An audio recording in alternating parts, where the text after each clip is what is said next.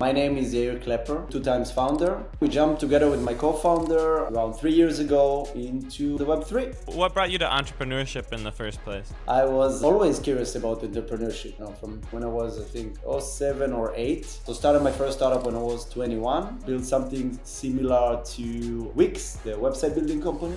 What problem does Lava specifically solve in this kind of flow? The infrastructure that basically between you and me, it was shit. So that's what brought us to build Lava. We say we didn't invent the wheel, we just make it roll, right? How did you sell the vision for Lava? The user might choose a provider based on their quality of service. Because today it's not like that. You don't know what is the quality of service. So in general, you can think about Lava as a marketplace, right?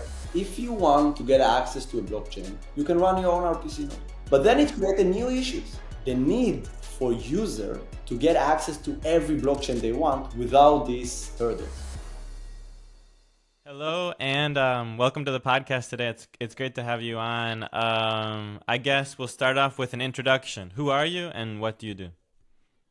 Yeah, thank you for that, Jack. Really excited to be here. My name is Yair Cleper, and born and raised in Israel, and background in entrepreneurship. I personally started studying computer engineering, and two times founder, different domains, from fintech, business intelligence, even startups in supermarket. And we jumped together with my co-founder around 3 years ago into the Web3. Started by doing MEV bots, NFT sniping, very interesting core technologies that was, back at the time, I think we call it the NFT summer. But it's we were looking at many different things. We're not traders, and we really wanted to bring to this amazing industry, build something that's going to be sustainable and bring value. One of the things we bumped from the very beginning was the infrastructure that basically between you and me, it was shit. So that's what brought us to build Lava. Which you can, in general, think about Lava as a single blockchain that lets user and developer connect to all other blockchain. And in Lava, we call it a access layer. Mm-hmm. Yeah, that's what we're building today. Phenomenal. I'd love to get into Lava and the tech, obviously, but I do want to understand a little bit more about you first. So curious about that supermarket startup. So what brought you to entrepreneurship in the first place?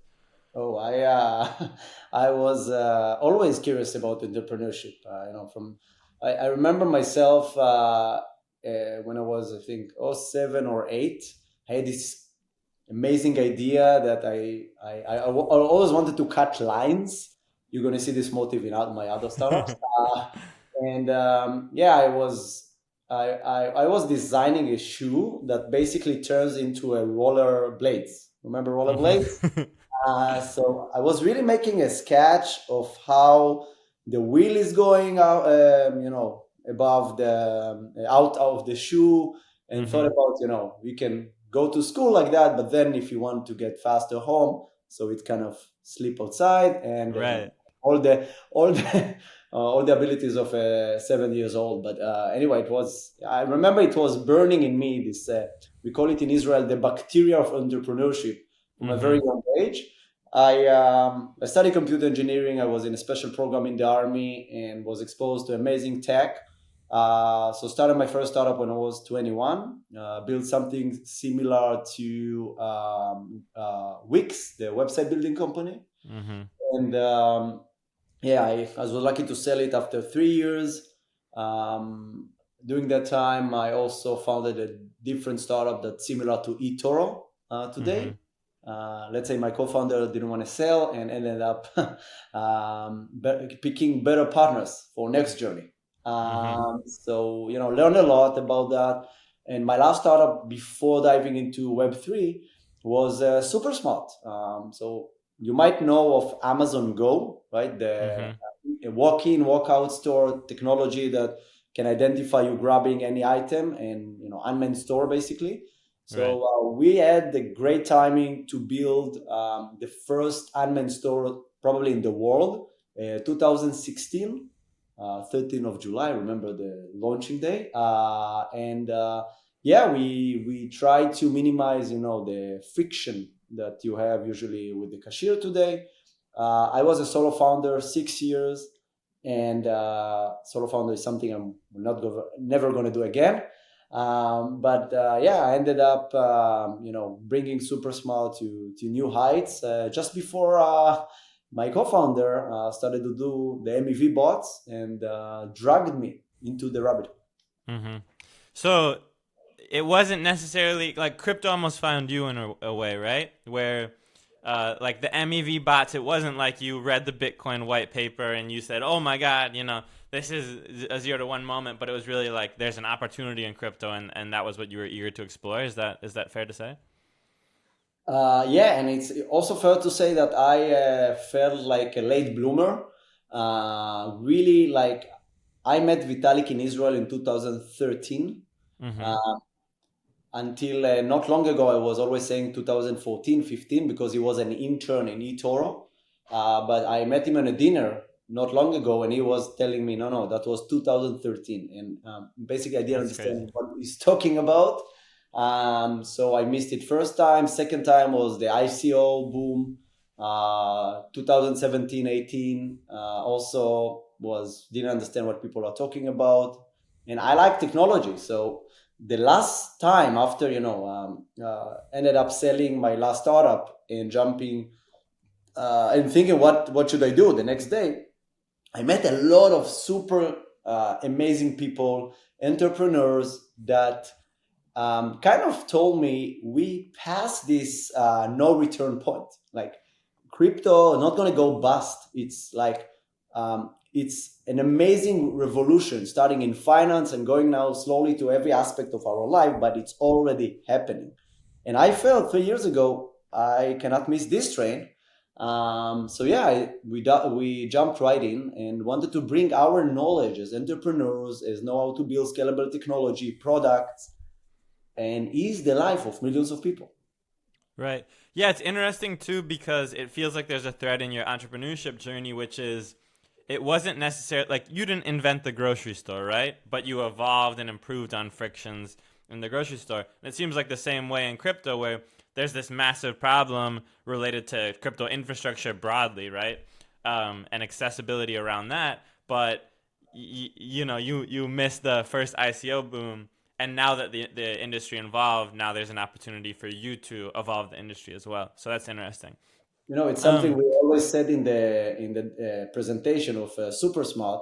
We say we didn't invent the wheel; we just make it roll, right? right. So even now, when I after jumping, I feel it's so early, and everyone I meet, it's still early. 1 out of 10 people they obviously heard about crypto, but they have no idea what you're talking about. So it's that early in the journey, in the life cycle of this Web3 ecosystem. So now getting into lava a little bit, what are RPCs and how did you become interested in them? Yeah, so can I ask you a question, Jack? Sure. What language do you speak? I speak English. You speak English, okay. I speak English, Hebrew, and maybe some other languages. But basically, RPC is the language of the blockchain. Uh-huh. It stands for Remote Procedure Call, and basically, this is the set of APIs and rules that use to read write data, right? So when you communicating with the blockchain, you're basically using RPCs in order to read write transaction. When you're opening the wallet, you want the wallet querying the blockchain querying. He needs to query an RPC provider in order to get the account balance, in order to get the gas fee, if you want to mint an NFT, claim an airdrop, or even sell a shitcoin. Everything around that using RPC. And when we started, so it was Ethereum, mainnet, Solana, and other chains, but it was not like the crazy boom in different ecosystem rollups and modularity that we see today, right? And I believe that in the last years, the last 2 years, modularity really unblocked an entirely new paradigm, right? Every DApp wanting to launch their own rollup. Mm-hmm. And we've seen that together with that, RPC is still an issue. At the beginning, RPC with Ethereum was only a single provider or a handful of providers. But how chains themselves can bring RPC provider to support them? So it's ending up in users unsatisfied with unreliable RPC. And in general, we believe that once we are able to provide this access layer for dApps, for users to build on top of every blockchain, this is the real scalability that's going to drive the next bull run. Right. Yeah, so I remember 2020, 2021, I was getting into DeFi at that time, and sometimes, an RPC would go down and you wouldn't be able to transact. So, although it does feel like that has changed, how has that space evolved over time? How has it improved, and in what ways does it still need improving? So, let me recap here. Like, if you want to get access to a blockchain, you can run your own RPC node, but it's not scalable today. It's not the core business of yours. And why everyone needs to implement its own version of cloud at home doesn't make sense. So the second cycle, when the RPC providers, amazing notable providers such as Infura, Alchemy, Blockdaemon, and so forth, introduce, I will run the RPC for you. And they really helped the last bull cycle to emerge because they really, eliminate the problem of now I need to run my own RPC. But then it created new issues. So chains are evolving every day now. And those RPC providers can support only a handful of chains. And what happened is that they're charging them millions of dollars, have lock-in contract. It's a very cumbersome, process to go over different RPC provider, getting quotes, sign up, and it's super unreliable, not scalable, and at the end of the day, resulting in a bad experience for the developers themselves and the user, as you mentioned. You cannot see the account balance. Sometimes those providers are collecting your data, and sometimes you even don't know if the data is up to date. Like it can be malicious data that they want to present for you in order to the users to do other activities or make other decisions. So all of that brought us to understand that there needs to be kind of access, unbiased layer that brings the ability for every provider to join and receive rewards based on the quality of service. So when someone downloads MetaMask, for example, right, they're automatically connected to Infura. Some people would say, hey, that's fine, right? It's we don't have to worry about it. It's a simple onboarding. What problem does Lava specifically solve in this kind of flow, and why are solutions like Infura or Alchemy not sufficient in the space? Infura, Alchemy, those are great companies. They provide you an amazing, access to a handful of chain. However, sometimes they used as a single point of failure because when you're typing the web, they're surfing the web, and you typing www, you don't really know where the website referring you to. You don't know if it's based, if it's in GCP. You don't know if it's North America, Central Europe. You have no idea of that, right? Why in crypto you need to choose your own provider? It doesn't make sense. So instead of just trust a single provider, Lava aggregates different providers for you in order to make and holding them accountable for the data that they bring. And this is what we call access to blockchain. Basically, you don't need to know even who's Infura, don't need to know even who's Alchemy. And as you said, there are times that are not a single time that the service has downtime, that privacy doesn't exist, that some censorship has already happened in the past, and some DNS hijacking presenting you false information is happening without us to know every time. So that's what actually brought us to build Lava. The need for user to get access to every blockchain they want without without these hurdles. Right. It's kind of an interesting point of centralization too in the space, and people have kind of called it out and said, hey, this RPC layer is really kind of centralized and we really are relying on a few providers. And I think it's always kind of shrugged off by saying, oh, well, you can always switch to a different provider. But to me, that's kind of silly too, because it's like, well, imagine Solana breaks down and someone says to you, oh, well, you can just switch to a different provider. And it's like, no, my entire infrastructure personally is set up in this way. My assets, I understand how to move my assets in this way. Crypto's a volatile space. Maybe I need to offboard. These points of failure are very serious, and it's kind of what we use directly to connect to these technologies. So, and how do you bring users to pay with crypto when they might get a failure, right? A failed transaction because of those providers, right? This is represent a not scalable infrastructure, and how we will onboard billions of users to use cryptocurrencies as payment, as credit cards, and so forth, when they cannot trust the basic core infrastructure. All right. So, Yair, when you were fundraising for Lava and when you were getting into this idea, I don't think RPC was as much of the conversation as infrastructure as it is right now. And infrastructure was kind of in a different stage of its existence. How did you sell the vision for Lava? Yeah, so when we started, we spoke exactly about that. We said there is a natural evolution in blockchain infrastructure. At the beginning, you were running nodes. There was just a handful of chain. Then there were more than a handful of chain, and we didn't know what's what kind of monolithic chain will succeed. So providers really reduced the barrier to entry. But on the other hand, infrastructure had a lot of problem because as you mentioned before, there is a centralization, right?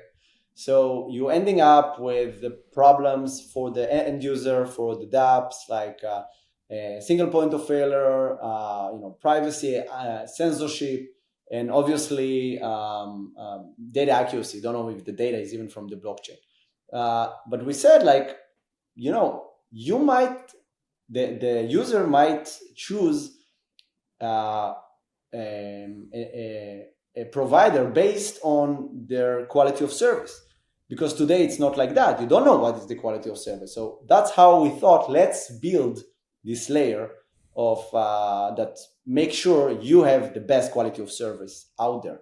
And it's kind of Uber for nodes, right? A lot of people running nodes, and they provide amazing access because they are specialized in a specific blockchain. So this is how we actually started. This is the Uber for nodes. We let everyone that's running a node, even at home, utilize his own infrastructure and monetize that to get rewards based on the quality of service. Right. And so how does Lava address the solution, right? This is the problem. This is what you guys decided to address.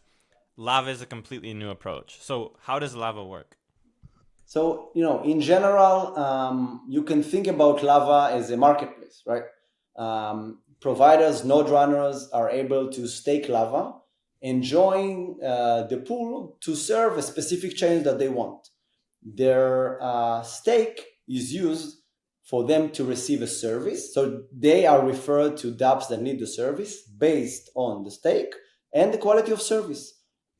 Every transaction, actually, the providers are being rated, are being monitored, all different parameters about uptime, latency, availability, reliability, and those parameters used in order to score them.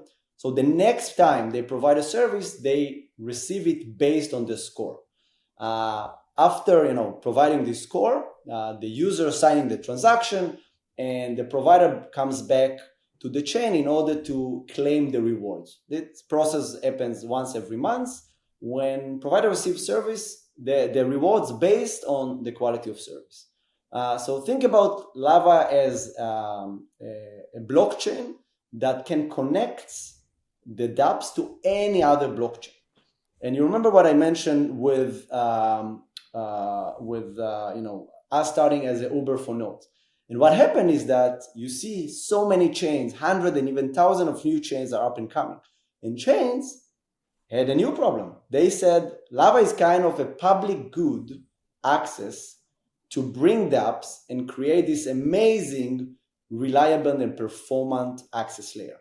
So this is when the incentive pool product appeared, and chain can create its incentive pool to reward providers for serving a performant RPC. Anyone can create this tool. Obviously, it's permissionless. And then users can use the Lava layer, using SDK or Lava Gateway, to be connected for dozens of different providers via an off-chain protocol. And this protocol routes the request to the best provider according to the quality of service. So today we've seen that those incentive pools are the keys. The chains deposit tokens into Lava pools and quickly are able to bootstrap the network of RPC providers. We started that with last year with Evmos, Axelar, and Near. And the foundation of Lava already rewarded $100,000 for those providers. So it's really fully functioning and in production.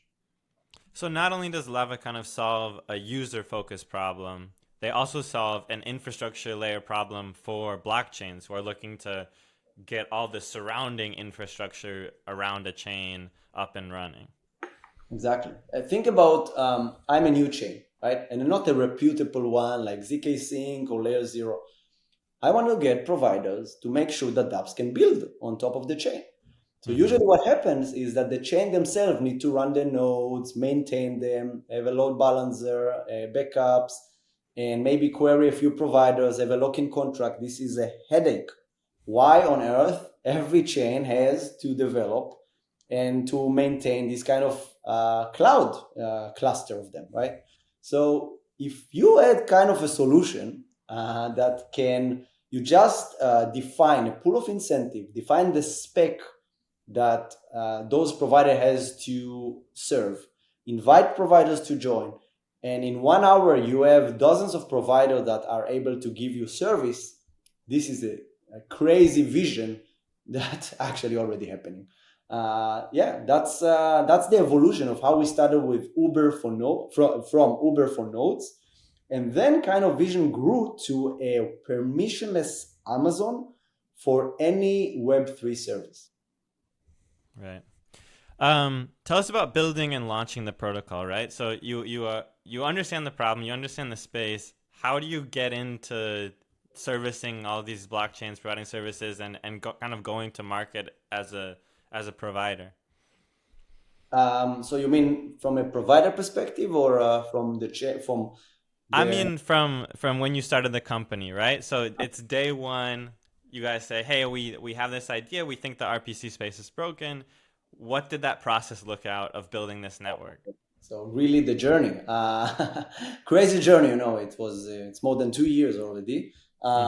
Basically, we're cherry picking the best minds because it's all about the team, right? The team, the execution, the delivery, it's all about that. And in contrast to other journeys that I've been in the past, building a company or a protocol in Web3, it's kind of on steroids. Every month you need to keep it up.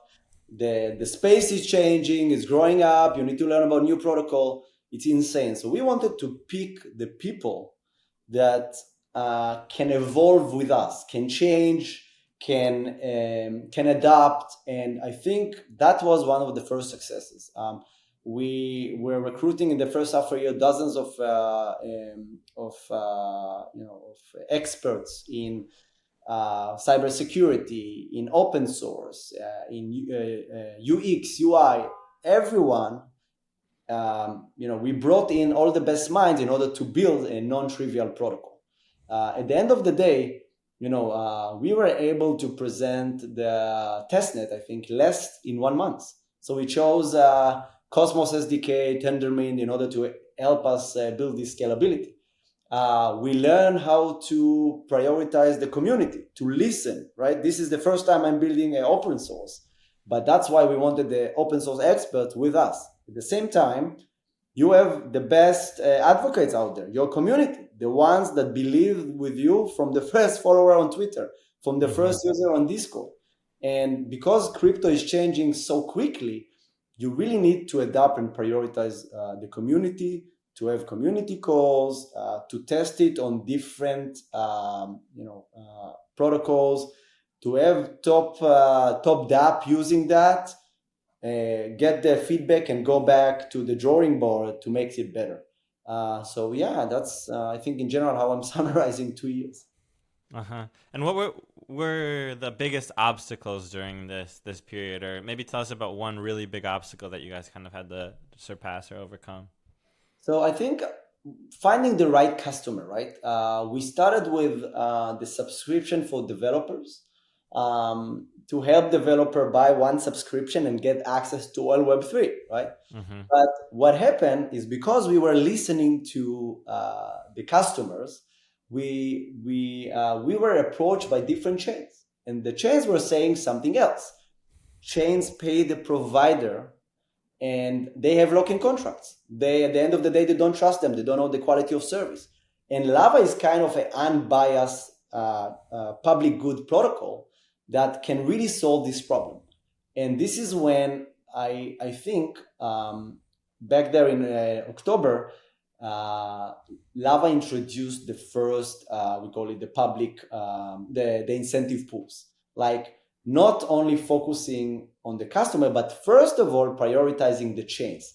Chains needs to bootstrap infrastructure like that. Chains need to have the ability to bring, scalable providers, but pay them according to the service. If suddenly there is a huge airdrop or minting an NFT or something, they need to be able to provide and to support this kind of scale.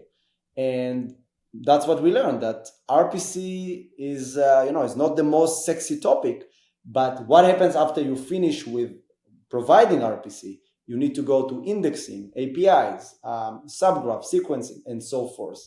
So Lava can be really this infrastructure for all those different providers that at the end of the day need to serve the ecosystem. I'd love to get into this question too, which I kind of think about as like the future of Lava. So what's Lava's long-term plan to offer more and more services around infrastructure? Yeah, for sure. So I think, Lava, it's a peer-to-peer communication protocol. It's connecting consumer with infra providers. So I mentioned that before. RPC is the first step, right? But right after RPC, the chains has the same obstacle. They need to contract Oracle, sequencer, intent solvers, with the AI, even LLMs, right? So what if people can run different LLMs on Lava and respond to queries? What if Lava can route this user to the best and most relevant LLM? And this is the vision how we see that, like infrastructure being super criticized in the last few months. And, we think that if you are not able to claim a token during an airdrop, if you're unable to query transaction. So I think if we will able to answer those needs, the future going to be much more scalable and reliable for all these users to bring to Web3. So not only can we look at Lava as like kind of this way to connect infrastructure providers with users and chains, but you can also think of Lava as a way to kind of, as a marketplace for any infrastructure resource to offer to any user ultimately. Is that Because Lava doesn't run the RPC by itself, right? we what the protocol represent is the ability to have accountability for the different RPC provider, for the different indexer, subgraph, any kind of data provider. It's a new data primitive, and make sure that they being rewarded based on the service. So if a DApp is starting in Web3 and he wants to build on two different chains, with Lava, he can do that. If a chain wants to spin up a resilient infrastructure, they can do that in a matter of minutes or hours. And we want to provide this ability in order for chains to scale.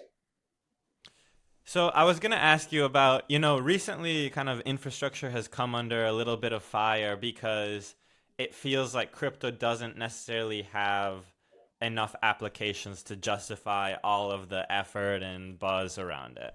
And I think people are starting to seek kind of applications because they understand that we need applications to kind of bring the next million or billion users into the space.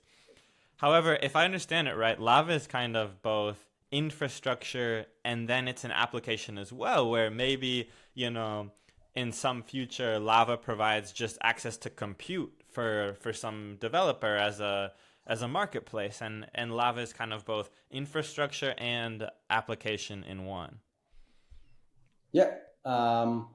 So I think about the different use cases that we see, with the with Celestia, with modular, with chain abstraction, and you see some infrastructure like general purpose L2s are not that necessary. But the ironic thing is that the common denominator for any good chain is infra, right? If you have the ability to provide RPC indexing that are so important for developers to bring the data, this is something that I'm personally very excited about. But one of the features, for example, of Lava about that is the Lava SDK, right? So every dApp is able to implement the Lava SDK straight from the browser, and somebody can build a wallet and use that on different chain without the ability even to know which provider you're using, and or implement manually RPC changes behind the scenes that he has to do with a specific chain. So I feel like the future obviously going to be multi-chain, and if we are able to support it, we need to start at the core. We call it force neglected layer of RPC. That's kind of the story of Lava. Obviously we're talking to you at a really interesting time, which is just before mainnet launch for Lava. So mainnet launch for Lava will be in the coming days, weeks, potentially. A lot of crypto projects sometimes will launch without even having a product, let alone product market fit. You guys have come to this space with a fully fledged product with product market fit, providing services to many customers, and with a suite of new products to offer. This is kind of part of your launch strategy, and you guys have a really unique launch strategy after looking at some of the pitfalls of projects in the past. Can you talk about what has gone with other protocols launch and how you think of your launch personally? Yeah, so first of all, I don't know if we are in a product market fit. I feel, the Lava protocol is getting there. You see more pools. We see very successful project within Near, XLR, Evmos, and basically providers since the beginning of the year received hundred thousands of dollars based on their service, right? So it's really starting to evolve. We've seen a huge backlog from protocols that are waiting to deploy their chains and their incentive pools onto Lava. Obviously, following the mainnet. We've seen that the foundation signed transaction with Starknet, Filecoin, Cosmos Hub, Union, amazing chains that really needs this problem solved. And I'm super looking forward to see what the future holds. I don't know what is the launch strategy so much. I'm part of the initial core contributor at Lava. Mm-hmm. And basically, it's the first time that we see how community evolves and how the foundation is doing a great job in organizing all the different layers. So yeah, I'm personally super excited about Lava, and I invite anyone to join as a provider, as a validator, and yeah, this is I feel like it's only the beginning there. Mm-hmm. Um, for the next year of Lava, what imagine everything. Imagine we're in a crazy crypto bull market. Everything is going well. What does the next year of Lava look like? Is the eruption here, right? No, I'm kidding. It's we see lava flowing, right? Today, it's very interesting because usually when you say testnet, so people think, oh, it's not production, and actually, touch good until now, it was working almost seamlessly, right? Mm-hmm. We see that the lava became a go-to access layer in the different ecosystem that it serves. We see that more incentive pool are coming. And what excited me more after being in ECC is that we discussed a lot of roll-up as a service partnership, right? Because if you think about, there are amazing protocols and companies that really help build the roll-up.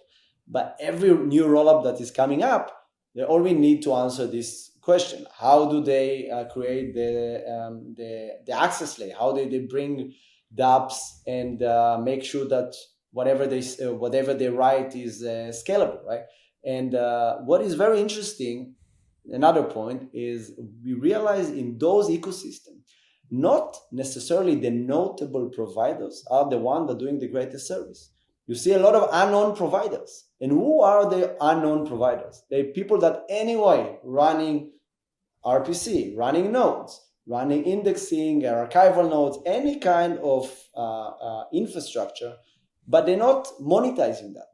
And those became very dominant in those incentive pools. And one of the CMOs in the ecosystem we work with, he came to me and say, actually, those pools are not only going to infra, they're actually being used like like a marketing budget to bring back to the community. So instead of the chain paying millions of dollars for a specific provider, it can create this pool and bring them back to the community itself. And this is kind of where I see a successful Lava year, right? I see the foundation continue to do a great job, amazing features for the roadmap. Another example that worth mentioning is the Magma Point system, right? Magma Point system was introduced in last February, and it kind of allowed any user, non-technical, to change the RPC and use Lava and earn points for any operation that they did, opening the wallet, doing a transaction, swapping, and everything. And that brought 4 million wallets to be opened on Lava. So I think this kind of initiative we need to see more and more in order to create a much better access layer for the entire Web3. Phenomenal. I think that's a great note to wrap up. Would you like to plug anything? Where can people find you? Yeah, so I think we have a great community, amazing documentation, blogs, any education materials, and obviously not only for technical people. If you're a provider running a node at home, I'm inviting you to join this community. If you're a validator,